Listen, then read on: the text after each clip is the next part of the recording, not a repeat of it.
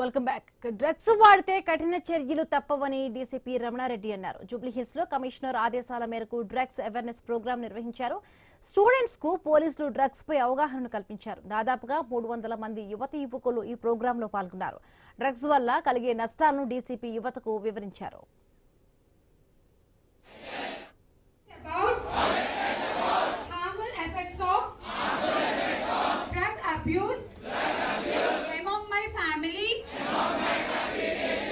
Slogan: say no to drugs.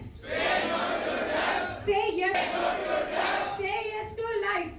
సిబ్బంది మరియు Adarsh junior college students and సిబ్బందికి, Amogha junior college students and teachers కు, CMS college SR Nagar, మీరు జాగ్రత్తగా మీ కాలేజీలకి గమ్యస్థానాలకు చేరవలసి కావాల్సిన తీసుకొని జాగ్రత్తగా పనిచేయండి.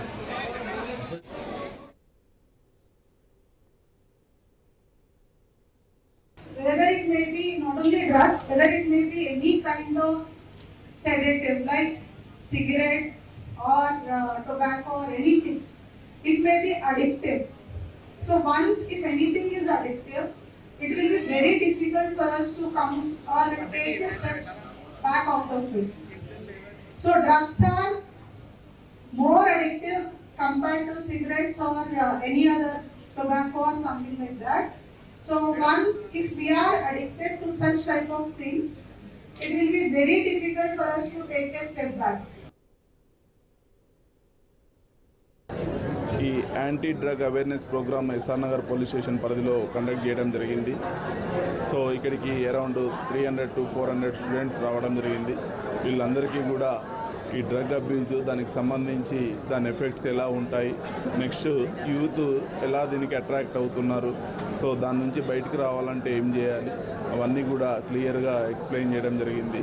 సో లాస్ట్ 1 week నుండి కూడా దీని మీద different type of programmes, awareness programmes conduct చేయడం జరుగుతుంది. సో మేజర్ యూత్ మీద ఫోకస్ పెట్టడం జరిగింది. అలాగే ఈ ఎవరైతే కన్జ్యూమ్ చేస్తున్నారో వాళ్ళందరి మీద కూడా ఇన్ఫర్మేషన్ పెట్టి వాళ్ళ మీద కూడా ఈ స్టూడెంట్స్ ఉంటే వాళ్ళ కౌన్సిలింగ్ కండక్ట్ చేయడము, నెక్స్ట్ ఈ పెడ్లర్స్ వీళ్ళ మీద కేసులు పెట్టి జైలుకు పంపడం జరుగుతుంది. సో ఈ వీక్లో అవగాహనోత్సవాల్లో భాగంగా ఇక్కడ ప్రతి స్కూలు, కాలేజు, ఆల్ పోలీస్ స్టేషన్స్లో మేము ఈ కార్యక్రమాలు చేపట్టాము.